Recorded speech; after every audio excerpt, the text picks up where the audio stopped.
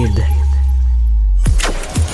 Cher public, nous vous invitons à prendre place confortablement et à fermer la sonnerie de votre téléphone cellulaire.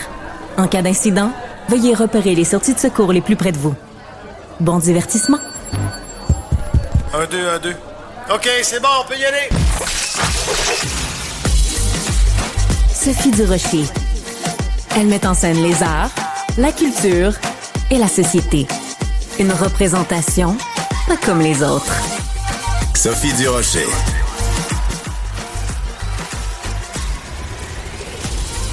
Bonjour tout le monde. Si vous avez déjà écouté à la télévision, par exemple, la série L'Héritage il y a quelques années, ou si vous avez déjà à un moment donné acheté ou feuilleté un livre publié aux éditions VLB, ça veut dire qu'à un moment donné dans votre vie, vous avez été en contact avec l'œuvre magistrale de Victor Lévy-Beaulieu. Victor Lévy-Beaulieu, écrivain, éditeur, homme multimédia, un auteur absolument immense, décédé donc au cours des dernières heures, des derniers jours. D'abord, je voudrais présenter mes condoléances les plus sincères à sa famille et à ses proches. Et quand on dit famille, ben ça inclut évidemment tous les comédiens qui ont déjà dit du Victor Lévy-Beaulieu.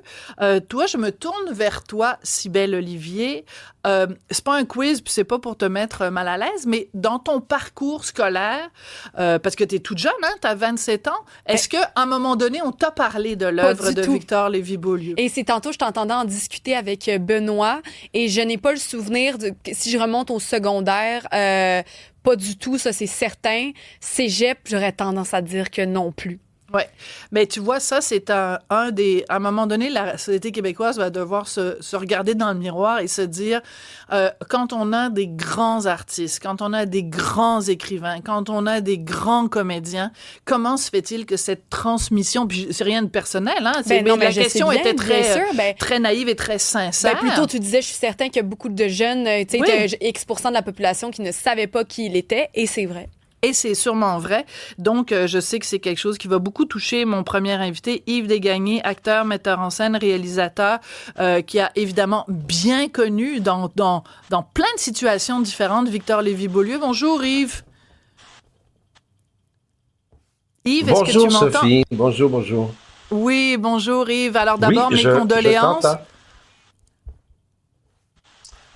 Eh bien, merci. Je les prends parce que depuis que j'ai appris hier soir, donc le décès de Victor, je t'avoue que j'ai pas beaucoup dormi. Il a été tellement important dans ma vie que une partie de moi-même est partie avec lui. Alors, ce que je ne savais pas, on va parler bien sûr des différents rôles à la télé que tu as interprétés et qui a été écrit par Victor Lévy-Beaulieu. On va y arriver. Mais votre première rencontre, en fait, ça remonte à l'École nationale de théâtre. Absolument. J'avais 17 ans. Je suis d'ailleurs, je le dis sans vanité, je suis un des plus jeunes étudiants à avoir rentré à l'École nationale à cet âge-là. Wow! Il y a personne qui est rentré plus jeune que moi. J'avais 16 ans au moment de mes auditions et 17 ans au moment. Et donc, je te dis ça parce que j'étais vide. Mon cerveau était vide. Je ne savais rien de la vie, je ne savais rien de la littérature, etc., etc. Et j'entre à l'école et qui on a comme professeur de littérature? Victor Lévy-Beaulieu. Il a enseigné, lui, pendant les années 70 aux jeunes acteurs émergents.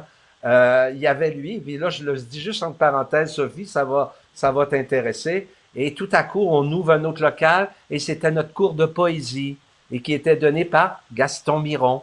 On a fait allusion tout à l'heure. Ben oui. Et là, tout à coup, on ouvre une autre porte et notre professeur d'histoire des civilisations, c'était la poétesse Michel Lalonde. Ben voyons donc. Oui, et on rentrait dans une autre classe, et je vais terminer là-dessus, c'était Jean-Claude Germain qui nous enseignait l'histoire du théâtre. Alors, c'était nos professeurs. Et dans les années 70, Michel Rossignol, qui était la directrice adjointe, et André Pagé, qui était le directeur, ça, c'est lui qui a créé la boîte à surprise, André Pagé. Oui. Ben, c'est important d'avoir une formation intellectuelle très, très forte. Autant que la formation physique pour le jeu. Donc, c'est pour ça qu'on a eu la chance, et j'ai eu la chance, donc, de rencontrer Victor Lévy-Beaulieu, qui m'a initié, moi et toute notre classe, aux auteurs québécois, aux grands auteurs internationaux, à Victor Hugo, à Nietzsche, à James Joyce, À Melville. Melville, celui qui a écrit Moby Dick, Ben oui. qui a écrit 3 tomes sur Melville. Ce sont des livres incroyables, mes amis. Et il nous a initiés à Marie-Claire Blais, à Jean Basile, aux auteurs québécois qu'on découvrait. Donc, il a été mon mentor. Il l'a été jusqu'à hier, jusqu'à la fin de sa vie. Alors ça, c'est vraiment intéressant comme rappel historique parce que ton image est très belle. Tu dis, quand je suis arrivée à l'École nationale de théâtre à 17 ans, mon cerveau était vide et c'est comme si lui avait rempli ton cerveau de connaissances, d'ouverture, de culture, de littérature. Et quelques années plus tard, il te confie, ou enfin il écrit une série pour la télé, L'Héritage, qui a marqué l'histoire de la télévision au Québec. Et toi, tu joues un rôle qui a marqué l'histoire de ta carrière. Ah oui, je le dis, oui. Puis c'est émouvant de ce temps-là, puis aujourd'hui, parce qu'on passe des extraits. L'émission n'a jamais été rediffusée par Radio-Canada. On n'a jamais rediffusé le Victor Lévy-Beaulieu, et je ne sais pas pourquoi. C'était quand même incroyable de recevoir un téléphone d'un réalisateur qui s'appelait Maurice Falardeau à l'époque. Il n'est plus de ce monde, mais qui dit Victor Lévy-Beaulieu vous a écrit un personnage et c'est le personnage de Junior. Voulez-vous on va vous envoyer les textes. Et je suis tombé par terre, tu sais bien. C'était un personnage extraordinaire. Et tu sais aujourd'hui, je te le jure, et tu demanderas à mes amis, je ne peux pas sortir de chez moi. Et les gens m'appellent depuis 40 ans Toasté des deux bords. Hey, Toasté, comment ça va? Et il n'y a pas une fois, un seul jour, sans qu'on fasse pas allusion. Et j'en suis très fier. Parce que ça m'a pas mal toasté des deux bords, ce personnage-là. Effectivement. Parce que pour les plus jeunes qui nous écoutent et qui nous regardent à la télé, ton patois, ton expression, tu sais, mettons pour Séraphin Poudrier, c'était viande à chien. Bon ben toi, ton patois, c'était esti toasté des deux bords et c'est intéressant. Puis, excuse-moi, c'était esti toasté des deux bords à part de ça. Ça finissait par rapport de ça. Excuse-moi d'avoir oublié. T'en as si toasté des deux bords à part de ça. C'était ça jusqu'au bout. C'était d'une telle satisfaction de dire ces choses-là. Surtout dans un Québec très, très catholique, là. Il faut savoir, les années 80, là, ils n'étaient pas disparus, les fameux curés. Ils étaient partout. Alors, ça faisait friser les cheveux de bien du monde et ça me réjouissait. Excuse-moi de t'avoir interrompu. Non, mais ça s'appelle un dialogue, c'est parfait, j'adore ça. Oui. Ce qui est frappant, c'est deux choses. C'est que Victor Lévy-Beaulieu était un écrivain immense, parce que là, on parle des séries télé, mais il y a évidemment toute son œuvre écrite. Bien sûr. Donc, c'est un écrivain immense, donc il savait à la fois manier la langue érudite, une langue travaillée, une langue ciselée, et en même temps, qui était capable de s'approcher très proche du patois québécois.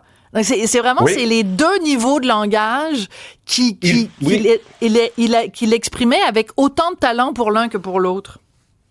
C'était un être extrêmement érudit. Il avait une connaissance, c'était une bibliothèque ambulante. Et de tous les grands auteurs. C'était un fan de Dostoïevski, de la littérature russe, bien sûr de la littérature française, on sait, là, pour saluer Victor Hugo, qui est un de ses premiers ouvrages, sur James Joyce. Mais il s'était, comme on peut dire, approprié complètement la langue québécoise. Et pour survivre, il n'y avait qu'une voie. Et tu l'as très bien cité au début, avant l'entrevue. Avec Benoît. Ça passe par la littérature. Il faut construire un monde littéraire si on veut être un pays. Et oui, avant que je l'oublie, Sophie, il espérait d'être enterré dans son pays. Il ne comprenait pas pourquoi les gens étaient si muets devant l'assimilation. Et l'assimilation, Dieu sait si elle est... Tu sais, quand l'assimilation, on parle de l'anglais ici, là, arrive dans une société, le mieux qu'on puisse faire, c'est la stopper. Mais elle est irréversible, l'assimilation. Et là, on disparaît tranquillement, pas vite. Et c'est extrêmement dramatique. Et je veux quand même dire ceci, tu me permettras. Vas-y, bien sûr, je te permets tout. Ah oui, fais attention à ce que tu dis. Non, mais c'était pas un nationaleux de fin de semaine puis de façade. Ouais. Ah, pas du tout, du tout. Puis il revirait pas son capot d'épaule, son capot, parce que tout à coup, un politicien de l'Ouest canadien voulait remettre le Québec à sa place, puis là, tout le monde se met à voter pour Carney. Je te le jure qu'il n'a pas voté pour Mark Carney. Je te le jure. Il y a toujours un esti de bout. Il ne comprenait pas pourquoi ce peuple québécois-là ne voulait rien savoir de son autonomie. Il y avait aussi employé l'expression qu'avait créée Lise Payette, je tiens à souligner, c'est le seul endroit au monde où on offre 2 fois sur un plateau d'argent, voulez-vous être indépendant et autonome, puis on fait non, j'aime mieux dépendre et être assimilé. C'est quand même insensé, ce Québec-là. Mais il n'a pas lâché. Oui. Et on ne lâchera pas non plus. Il n'a jamais lâché. Tu reprendras. Oui. C'est ça, c'est qu'en fait, il croyait plus en l'autonomie du Québec que certains Québécois eux-mêmes y croient. Cybèle, il y a des gens qui interviennent. Oui, en effet, il y a quelqu'un qui nous parlait d'une autre expression aussi que lui a entendue à la LNI, donc ces expressions-là qui restent avec nous, comme vous le disiez plus tôt. Il dit que c'est un comédien décédé qui faisait la LNI qui disait « Gone bitch » à tous les moments. Moi, je l'ai jamais entendu. Gravel. Oui, voilà, il l'avait pas noté. Ton chum aussi, ben oui. Alors ça a été marquant. Gravel, c'était mon frère dans l'émission, puis c'était un ami personnel avec qui a fondé la Ligue nationale d'improvisation, c'est Robert Gravel. Et je le dis bien modestement, on était 3-4 qui avons tous créé ça, cette LNI-là. Et ça, c'est une perte terrible. Vous savez, je pense à Robert Gravel au moins 3 fois par jour. Je ne peux pas croire qu'il n'est plus de ce monde. Il a été utile, il a été un grand professeur d'improvisation avec les jeunes. Il aimait les jeunes. Il aimait le théâtre expérimental aussi. Puis, des fois, je me fais dire, êtes-vous le frère de Gun Bitch? Ben oui, si Toasté des deux bords, t'es le frère de Gun Bitch, c'est très drôle. Toasté est le frère de Gun Bitch, et je suis toujours fier de ça, effectivement. Puis, il y a aussi Geneviève qui nous rappelait qu'elle, la lecture, elle me dit la lecture de Race de monde au cégep, dans les années 90-95 m'a donné envie d'aller faire mon bac en littérature. Et à l'UQAM, quelques années plus tard, j'ai suivi le cours sur le corpus de Victor Lévy-Beaulieu. Et à la fin de la session, le professeur l'avait invité à venir faire une conférence. Encore aujourd'hui, j'en garde un souvenir mémorable.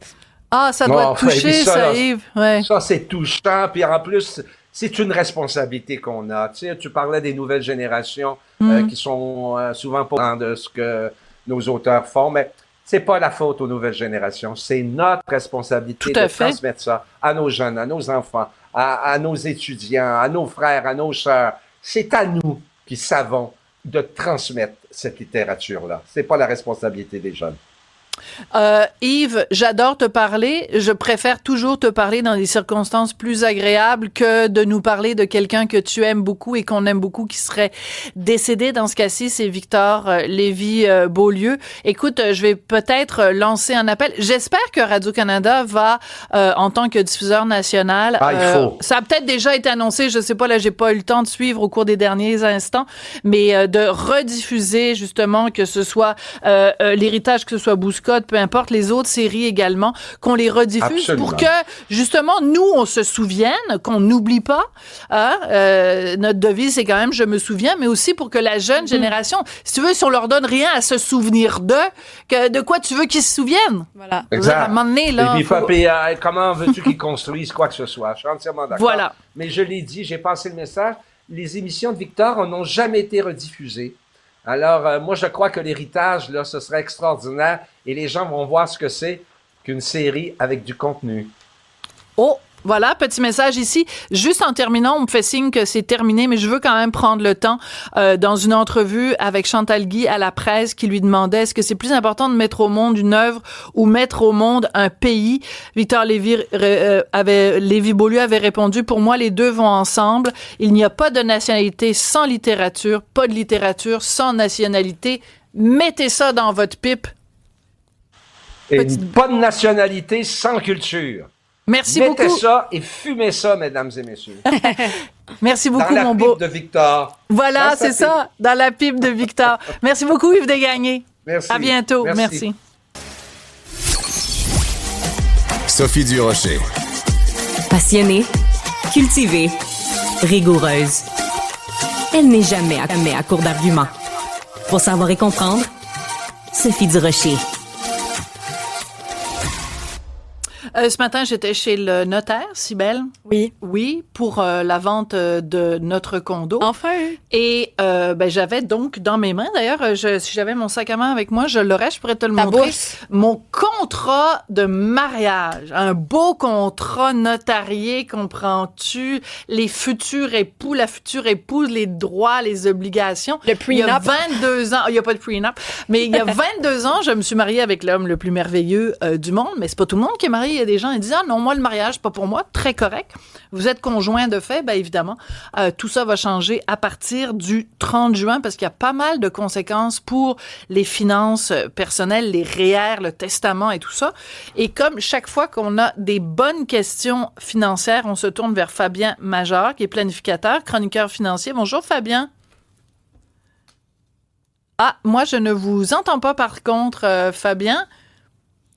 Voilà. Là, est-ce que vous pouvez me dire un petit coucou? Ah, non, je ne vous entends attendant, toujours moi, pas. peut-être que tu as déjà la question, puis peut-être qu'on pourrait y revenir à M. Major, mais est-ce que automatiquement tu es un conjoint de fait quand ça fait X nombre de temps que tu vis avec une personne, ou tu as un papier à signer qui t'enregistre comme conjoint de fait, c'est que tu le sais-tu? C'est une excellente question. Est-ce que le son est de retour? Non, mais parce que je suis pas certaine, parce que moi, on m'a souvent dit, quand j'en ai parlé, qu'il y avait, ces gens-là étaient protégés d'une manière ou d'une autre. Alors, je suis curieuse de savoir ce que M. Major va nous dire. En tout cas, moi, ça, c'est ma question. Voilà. Alors, est-ce que Oui. est-ce que vous êtes conseiller matrimonial en plus d'être planificateur financier, Fabien Major? Ça arrive, mais j'ai l'impression que ce prochain sujet va être explosif et ça va peut-être engendrer des séparations de couple. Oh boy. Ah oui, vous pensez ça? Parce que quand oui, je pense on regarde, ben d'abord, Cybèle avait une question pour vous. Est-ce que ça se fait automatiquement? On vit pendant plusieurs années avec quelqu'un, on devient conjoint de fait, ou ça prend une espèce de papier qui établit la conjointerie de fait? Normalement, après une année, lorsqu'on fréquente quelqu'un puis on habite ensemble, on devient conjoint. Mais il y a une différence entre le fédéral et le provincial. Expliquez-moi pourquoi, je ne le sais pas. Ça a rapport sûrement avec les régimes de pension, mais il y a une différence. Mais maintenant, le régime d'union parentale, le nouveau, lui, impose en soi d'avoir un enfant. L'adopter ou il est né biologiquement, mais c'est son enfant après le 30 juin. Ça, c'est important de le mentionner. Mais il y a définitivement quelque chose qui change à partir de cette date-là et ça vise à offrir une protection légale aux couples de fait qui ont des enfants en préservant quand même certaines distinctions avec le mariage. Par exemple, l'épargne, parce qu'on sait que lorsqu'on est marié, eh bien, l'épargne, les REER, tout ça font partie du patrimoine, les économies, mais c'est pas le cas avec le nouveau régime d'union parentale qui s'applique aux gens qui ont des enfants. Voilà. Alors, il y a beaucoup d'avantages, mais il y a beaucoup aussi de choses qui ne changent pas. Et c'est important pour les gens qui sont conjoints de fait, qui nous écoutent, de dire, vous pensez peut-être qu'à partir du 30 juin, vous allez être super méga protégés autant que des gens mariés. Non.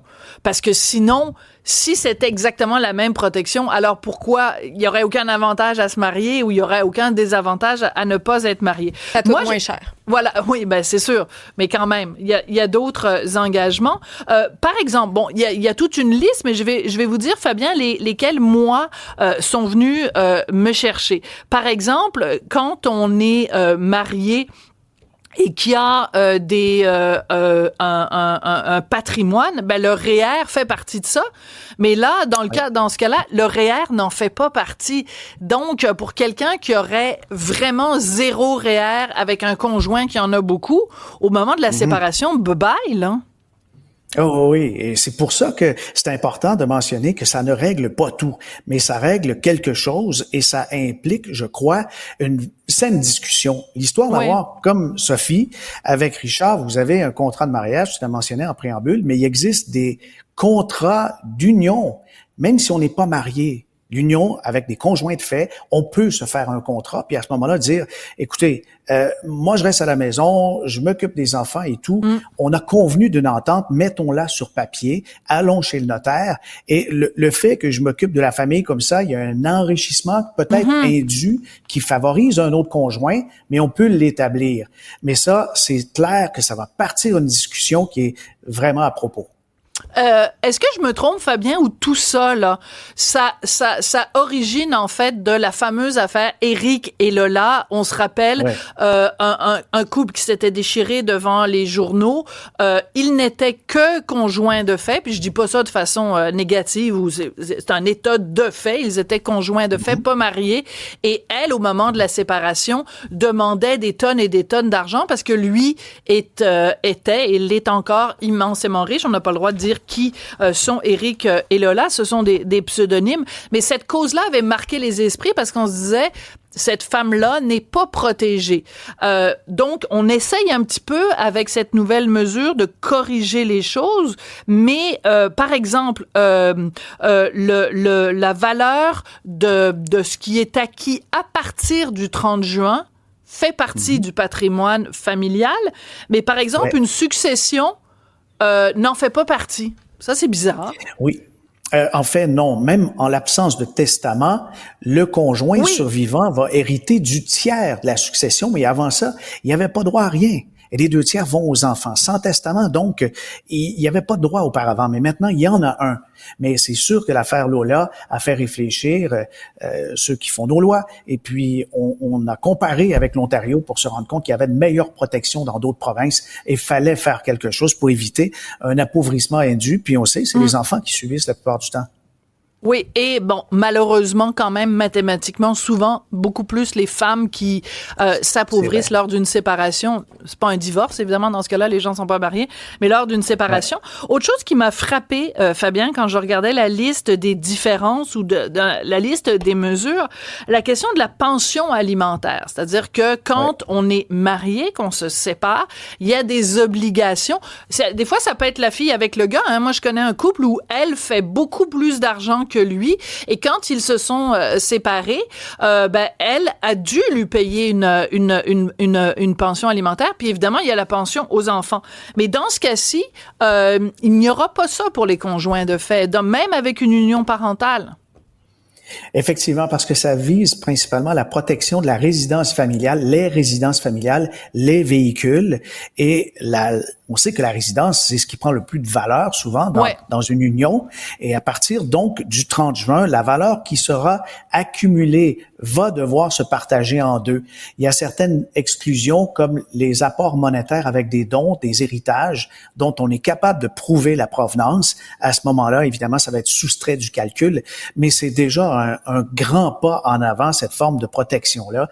Et c'est pour ça que je pense que certains vont tomber des nues à partir du 30 juin et vont vouloir protester. Il y en a qui vont vouloir s'exclure aussi du régime. Mm-hmm. Ça, c'est très particulier qu'il y a cette possibilité-là.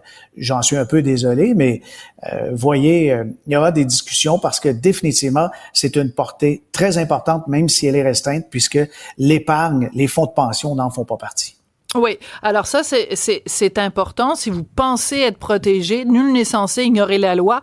Donc, renseignez-vous, consultez des notaires. J'ai l'impression que les notaires vont être super, les conseillers financiers, tout ce monde-là vont faire beaucoup d'argent. Si on veut se retirer de ce fameux régime patrimonial d'union parentale, il faut faire un acte notarié dans les 90 jours qui suivent la naissance ou l'adoption de l'enfant. Donc, faut faire vite, là, parce que ton enfant vient d'arriver, qu'il soit adopté ou que t'accouches, les 3 premiers mois, en général, t'as la broue dans le toupette puis tu penses à toutes sortes de choses, sauf à ça. Est-ce que la leçon qu'on peut tirer de ça, Fabien Major, c'est que en termes de finances, on n'est jamais trop informé. C'est-à-dire que le diable est dans les détails, là, parce qu'on regarde tout ça, puis des fois, ça a l'air compliqué, puis là, c'est un tiers, puis là, c'est avec testament, pas de testament. C'est compliqué, mais c'est notre responsabilité à nous de nous renseigner, là. Le gouvernement va pas nous le mettre tout cuit dans le bec, là. Non, il faut pas que l'amour nous aveugle et qu'on pense à certains mythes et vouloir appliquer des recettes faciles du genre « Non, on est bien, on s'aime, on n'en a pas besoin. Excusez-moi, mais c'est une preuve d'amour avoir des documents bien faits aussi. » Wow! Ça, c'est... Non, mais je vais... Répétez-le ce que vous venez de dire. Répétez-le, s'il vous plaît. C'est aussi une belle preuve d'amour d'avoir des documents bien faits, bien ficelés. Ben ça, à la Saint-Valentin, là, au lieu d'offrir des niaiseries de restaurants, j'haïs la Saint-Valentin pour mourir. Je le sais, j'ai le droit de le dire. C'est encore pire que Saint-Valentin. Mais au lieu de s'offrir des fleurs, des chocolats qui empêchent de dormir, offrez-vous une bonne discussion financière. Asseyez-vous en disant, regarde, je t'aime, et la meilleure façon de s'exprimer, c'est d'éviter la chicane, justement. Parce qu'il y a personne qui a envie de se chicaner pour des morceaux de maison, puis le canapé, tu l'as payé 800$. Oui, mais là, c'est toi qui as des plus grosses fesses, fait que tu l'as usé plus que moi. Ça finit plus, ces affaires-là. Non, on dirait que c'est une histoire de superstition. On va pas aborder ces sujets-là de futures possibles séparations, de peur que ça mette un grain de sel dans l'engrenage qui roule si bien en ce moment, alors que c'est tout à fait le contraire. Je crois que ça peut même resserrer les liens. Moi, je connais même un gars, en tout cas, j'ai un ami qui connaît un gars qui a longtemps refusé de faire son testament parce qu'il avait peur de mourir s'il faisait son testament. En tout cas, je dis ça, je dis rien, mais il est peut-être animateur à Cube, ce gars-là, là, c'est peut-être... mais c'est un ami d'un ami à moi. Merci beaucoup, Fabien Major. Merci, mais peut-être pas tant que ça. Fabien Major, je rappelle que vous êtes planificateur et chroniqueur financier. Toujours un plaisir de vous parler, Fabien. À bientôt. Elle se déplace du côté court au côté jardin pour couvrir tous les angles de la nouvelle. Pour savoir et comprendre, Sophie Durocher. Non, Alors, le Grand Prix, on nage dedans, on baigne dedans, on va bientôt entendre les vroom-vroom à tue-tête. Il y a des gens qui adorent le Grand Prix, qui trouvent ça formidable, qui aiment le bling-bling, puis il y a des gens qui haïssent ça pour mourir. Mais mon prochain invité, lui, il dit, à un moment donné, arrêtez de chialer. Il y a énormément d'avantages au Grand Prix. Il s'appelle Vianney Godbout Lécouzert, et c'est un ex-restaurateur montréalais. Lécouzert, c'est bien comme ça? C'est Lescouzert. Lescouzert, parce que moi, je te connais depuis des années, Vianney, fait que je t'ai toujours appelé Vianney, mais je me suis jamais préoccupé de c'était quoi ton nom de famille. Juste un prénom, c'est bon, il est assez rare. Il est assez rare, donc on va s'en tenir à ça. Donc, Vianney, sur tes médias sociaux, tu as fait vraiment une sortie contre les gens qui critiquent de façon un peu, mettons, écologique, bienveillante, un peu woke, qui critiquent le Grand Prix. Pourquoi t'aimes tant le Grand Prix, toi? Pourquoi tu le trouves qu'il a tant de retombées positives? En fait, c'est basé sur des chiffres concrets. C'est pas vraiment que j'ai une passion pour la Formule 1, puis je rêve pas de rencontrer Lewis Hamilton ou quoi que ce soit. Mais ayant eu un restaurant, puis juste qu'on consulte les chiffres, le Grand Prix, c'est 2% des revenus touristiques de l'année à Montréal. C'est plus que le festival de jazz, c'est plus que tous les festivals qu'il y a. C'est la raison de la survie de certains établissements de restauration. C'est 45% de ventes de plus dans les bars. C'est 200 à 250 millions de dollars de l'extérieur qui rentrent dans notre ville. Donc, c'est sûr que de voir les mêmes brigadiers de la vertu à chaque année qui relancent le débat, mais sans contenu, je trouve ça un peu dérangeant parce qu'à quelque part, tous ces beaux festivals gratuits-là, tous les beaux événements, tout ce beau socialisme-là, ça vient de certains revenus qu'on obtient. Puis c'est intéressant d'être une métropole puis d'exister à Montréal, pas juste être l'espèce de somme de nos villages. Donc, c'est le capitalisme qui nourrit le socialisme de certains. Malheureusement, qu'on le veuille ou non, ça marche un peu comme ça. Ça marche un peu comme ça. Mais ce qui est intéressant, c'est qu'il y a plein d'aspects. Il y a plein de raisons de détester le Grand Prix. On rentrera pas dans la question de la prostitution, parce que je pense pas qu'il y a personne aujourd'hui qui viendrait défendre les bienfaits de ça. Donc, mettons le dossier prostitution, escorte et tout ça de côté. Okay. Absolument. Puis ça, c'est un problème à l'année. C'est un problème à l'année, t'as tout à fait raison, mais donc, mettons ça de côté. Donc, alors, il y a le bruit. Il y a c'est pas écologique. Il y a, mon Dieu, la culture de la voiture. C'est donc bien épouvantable de valoriser ça. Et il y a aussi l'aspect... je dirais un peu marxiste, c'est-à-dire de dire c'est des très, très, très, très riches qui font étalage de leur très, très, très grande richesse, alors qu'il y a plein de gens au coin de la rue qui sont pas capables de finir leur fin de mois. Ça, c'est un argument que tu rejettes du revers de la main. Profitons-en si cette élite du monde veut venir nous donner un peu d'argent. Ça va nous permettre d'aider ailleurs, à quelque part. Oui, moi, des fois, ça me dérange parce que je consomme beaucoup de restaurants à Montréal. Puis c'est sûr que quand la même bouteille de vin ou le même plat, au lieu d'être 120$ et 600$, comme Montréalais, ça me dérange. Mais laisse tomber que c'est juste un week-end dans l'année. Fait qu'est-ce qu'on peut en profiter? Est-ce qu'on peut donner une chance aux chefs d'un restaurant de travailler des produits qu'ils peuvent pas travailler? Tu sais, le King Crab d'Alaska vivant, ça s'achète au TNT à 300-400$.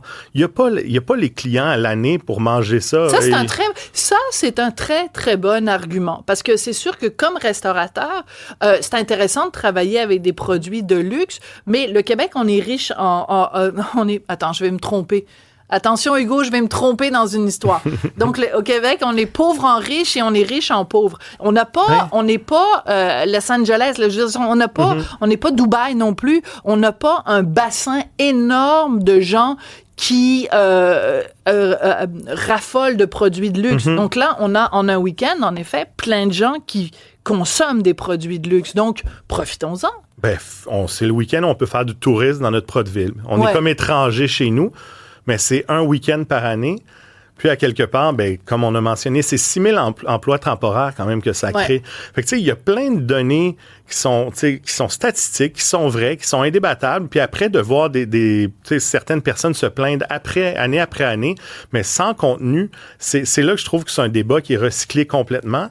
On est dans le recyclage, donc tant mieux. Puis quand on regarde même au niveau de la FIA, quand on regarde toutes les avancées technologiques qui ont été faites, il y a beaucoup d'avancées technologiques qui sont plutôt vertes, qui viennent du monde de la Formule 1, qui sont transposées vers les voitures.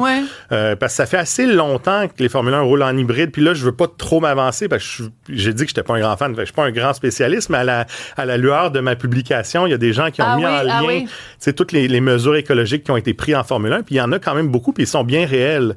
Donc là, mais si on retourne au milieu, disons, que tu connais le mieux, c'est-à-dire celui de la restauration que tu as pratiqué pendant des années, que tu continues à pratiquer comme consommateur puis comme ami aussi du milieu, c'est que c'est sûr que d'avoir des gens qui viennent d'un petit peu partout sur la planète, qui viennent ici, qui découvrent la gastronomie locale. Là, en plus, maintenant, avec les étoiles Michelin, mais je sais que toi, t'as...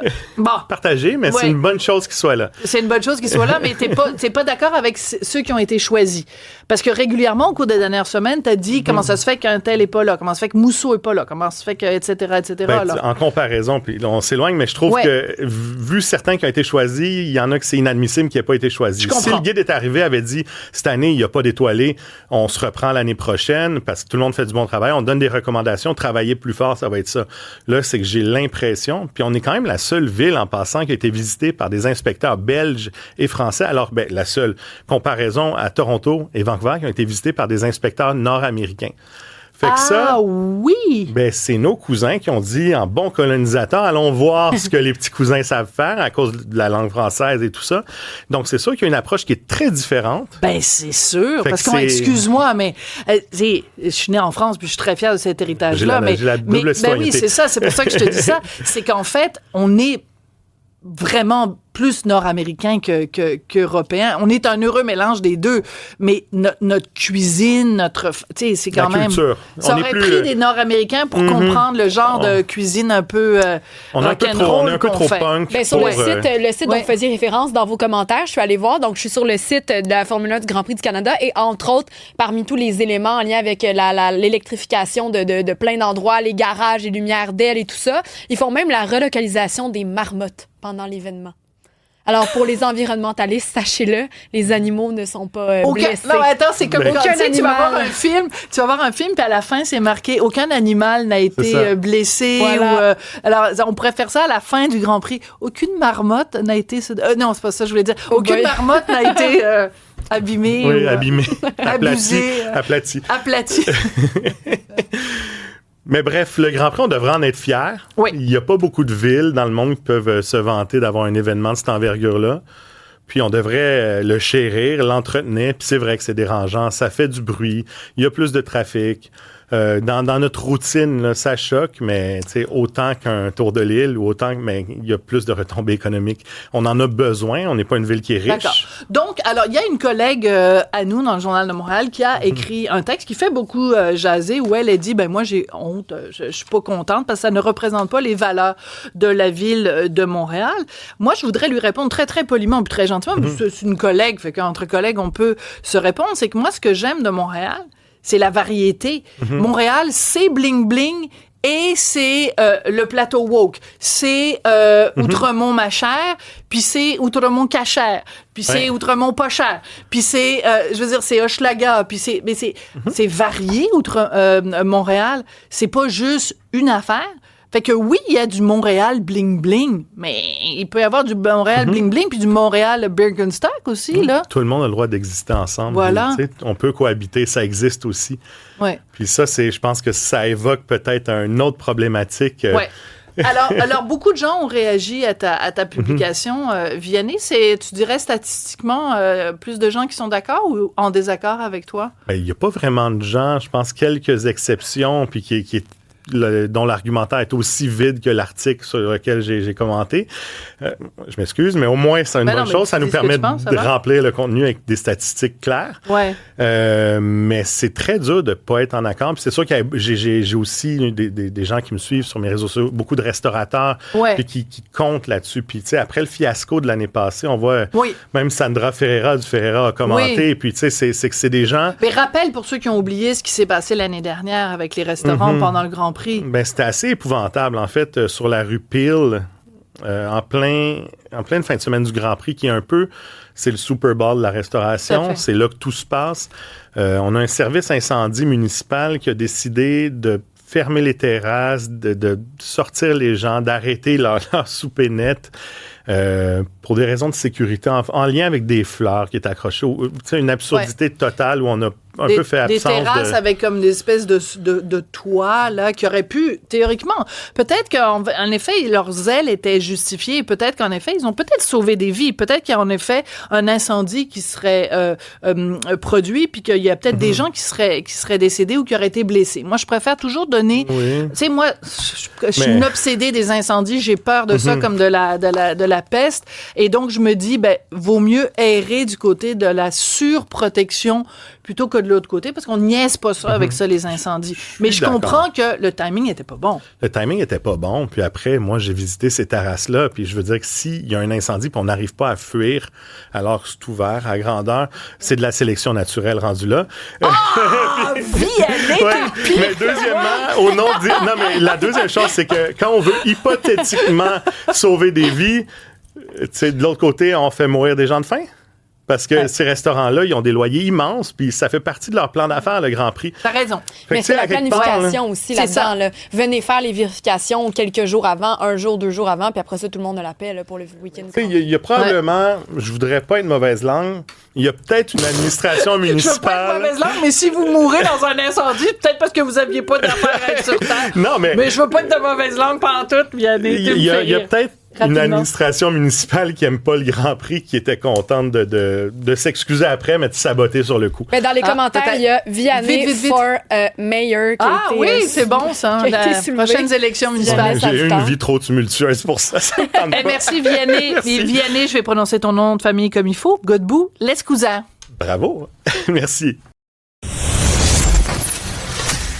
Sophie Durocher. Un savoureux mélange artistique de culture et d'information. Montréal pue, et ça pue partout, là, dans tous les quartiers. J'entends déjà les gens rire dans leur voiture. Tout le reste n'est que fumisterie. Donc, on veut un monde qui sent l'eau de Javel. Un monde blanc, sans défaut. Rémi Villemur. Un monde blanc, sans défaut. Des petits lapins encore dans les écoles, ils sont pas contents. Écoute, c'est pas dans les écoles, c'est les universités, c'est les collèges. C'est quoi ton sujet? Les colleges américains. College. Je lisais cette fin de semaine un journal qui est très connu, mais que je n'avais jamais pris le temps de lire comme du monde. Le Wall Street Journal. Un reportage. Arrive en ville? Oui, je sais. J'arrive. Je t'écoute. Oui, donc, reportage dans le Wall Street Journal sur le fait, une tendance à la hausse chez les jeunes étudiants qui demandent, lorsqu'ils entrent en conflit avec leurs camarades, leurs copains, copines, à la cour, des ordonnances de non-contact. Donc, j'explique aux gens, parce que là, il y a des gens qui se disent, je pense avoir compris, mais c'est sûr que c'est pas ça que ça veut dire. Il y a des bonnes chances que ça soit exactement ça. Tu sais, quand tu sors avec quelqu'un qui se met à te battre, puis que tu vas porter plainte, qu'il l'arrête, puis que là, on est en attente du procès, tu peux obtenir une ordonnance de la cour qui fait en sorte que cette personne-là... un 610 ou un 310? Cette personne-là n'aura pas le droit de s'approcher de toi, ni même d'entrer en contact avec toi. Eh bien, dans les collèges américains, ils ont ça. Il y a des jeunes, et c'est une tendance à la hausse. Il y a des cabinets d'avocats qui se spécialisent là-dedans, proches des campus. Mais ça dépend si la personne t'a vraiment harcelé, t'as humilié, si c'est un bully, si c'est un intimidateur, je peux comprendre qu'on demande en effet une ordonnance de... Mais ce n'est pas ça. Tasse-toi de là puis arrête de m'achaler. Mais non, c'est pas ça. C'est des petits êtres fragiles et vulnérables qui disent bouhouhou. Donc, oui. Donc, je lisais dans ce reportage-là... Un 800, combien? Un 810? Merci. On applaudit Jean-Philippe Leroux qui connaît la loi mieux que moi. Non, mais en fait, c'est parce que oui, effectivement, c'est un recours qui est totalement légitime si vous êtes victime de ça, mais c'est pas ce qui est rapporté dans le reportage. C'est un réflexe désormais chez les jeunes dans la vingtaine qui ne sont pas capables de dialoguer ou en tout cas de moins en moins capables de le faire, de moins en moins capables de trouver une solution. Rationnel. Parler, discuter, c'est ça, le communiquer, dialogue. Affronter les idées d'autrui, dialoguer. Ça m'a renversé. C'est donc devenu un recours trop utilisé. Ce sont des avocats qui le disent. Ce sont des chercheurs qui disent c'est un vrai truc. On a peur que ça déborde, que ces gens-là arrivent en fait dans l'âge adulte sur le marché du travail et soient pas capables de comprendre qu'un conflit, c'est pas la fin du monde, là. Voilà. Ben, tu viens de dire le mot, Rémi. C'est que moi, j'ai souvent l'impression que cette génération-là, disons, mettons, les moins de 30 ans. Bon, Cybèle a 27 ans. Je vais dire les moins de 25 ans, mais je veux pas que Cybèle se sente concernée parce que ce n'est absolument pas ton cas, tu es une exception. Cybèle, j'ai l'impression que les moins de 25 ans, ils perçoivent une différence d'opinion, un léger conflit de personnalité, une relation d'autorité. Ils perçoivent ça comme une micro ou une macro-agression. Puis j'ai envie de leur dire, mais faites-vous pousser une colonne vertébrale. Faites-vous pousser une colonne vertébrale et le pire là-dedans, je pense, c'est qu'on a créé autour d'eux un environnement qui est propice à ça. C'est-à-dire les réseaux sociaux, par exemple.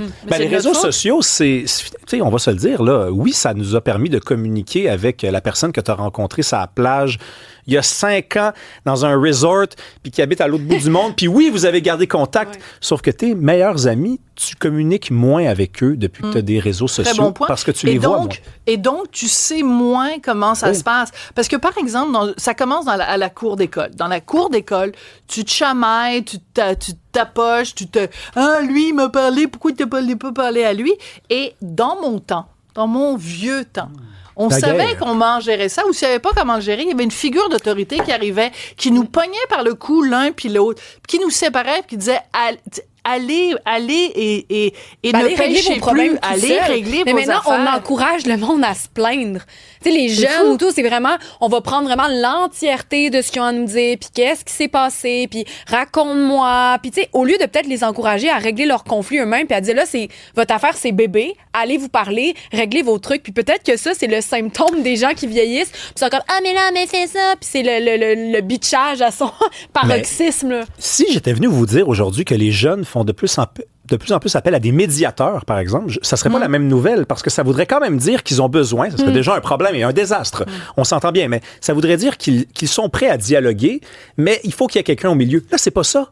On demande qu'il n'y ait plus de contact. On demande qu'il n'y ait plus la possibilité de résoudre le conflit, parce que le conflit n'existe pas, on nie le conflit. Oui, dans un premier temps, il y a ça, tu as tout à fait raison, puis dans un deuxième temps, c'est aussi un phénomène très américain, mais qu'on voit de plus en plus ici au Canada, au Québec.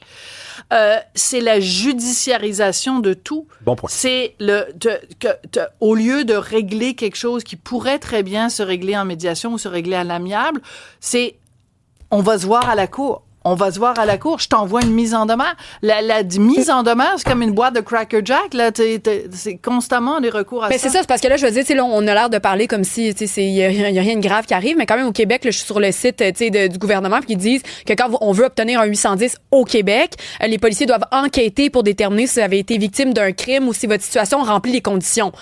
Toi, ce dont tu parles, est-ce que ça donnait l'impression dans l'article que c'était des crimes graves qui ont été commis ou si c'était utilisé à outrance pour rien? Non, c'est ça. Ben non, c'était pour des enjeux d'école, des chicanes, du harcèlement en ligne. Mais tu sais, le harcèlement en ligne aussi, tu sais, oui, il faut le dénoncer, mais des fois, ça veut juste dire elle m'a envoyé 8 messages de suite, puis je veux plus y parler, puis je l'ai bloqué. Non, ça avait l'air d'être un caprice. Ou alors, il m'a ghosté, alors je me considère agressé. Est-ce que c'est vraiment étonnant, venant d'une génération qui communique avec des emojis? C'est vrai, là. Hein? Essayez de texter quelqu'un sans mettre de emoji, puis la personne ne vous comprendra pas. Elle va vous dire, t'es-tu fâché quand tu m'écris... Tu sais, tu écris à quelqu'un, est-ce que tu arrives à 5 heures? Tu écris ça à ta blonde. Est-ce que tu arrives à 5 heures sans emoji? Ouais. OK? Peut-être que la personne va dire, est-ce que est-ce que j'ai fait quelque chose? Est-ce que je... Mais ça va partir un autre débat parce qu'il y a une question générationnelle des emojis. On ne sait plus communiquer. Excuse-moi, mais c'est un truc de boomer, les emojis. Là. J'adore mettre des aubergines mais partout. Ça, c'est un truc de vieux. Je suis désolée, mais les jeunes, ils mettent tout ça, les emojis. Moi, ma soeur, elle se fout de ma gueule quand je lui mets des emojis. Mais j'en mets. Excusez tout de suite, j'en mets encore de me traiter de vieille. Je suis dans votre gang, vous me l'avez dit. Mais je vous jure que les emojis, c'est pas un truc de jeune. T'as manqué la nouvelle dans ce que je viens de dire. Je disais, je mets des aubergines partout. T'es censé rire. C'est une blague de pénis. Ah! Enfin, on se comprend. On peut dire ça maintenant, pénis? Mais pourquoi pas? Pénis. Je suis désolée. Je sais pas. Je vais pas vous offenser. On a le droit d'en parler. Tout à fait. Bon. Parlons-en. Parlons-en de ton aubergine. Rémi Villemur, c'est toujours intéressant parce que tu arrives toujours à trouver des textes qui sont passés sous le radar. C'est ta grande force. Une de tes grandes forces. Tu en as plusieurs. Ton autre grande force, c'est que toi, tu te conduis comme un adulte, comme un grand. Puis j'imagine quand tu as un conflit à régler, tu demandes pas à la cour. Il met des emojis. Excellent. Merci Rémi Villemur. Merci Cybèle Olivier. Merci. Merci Hugo Veilleux à la recherche. Merci Jean-Philippe Leroux à la mise en onde. Et je termine, et non le moindre, avec Fred Bastien à la mise en ligne. Merci les amis. À demain.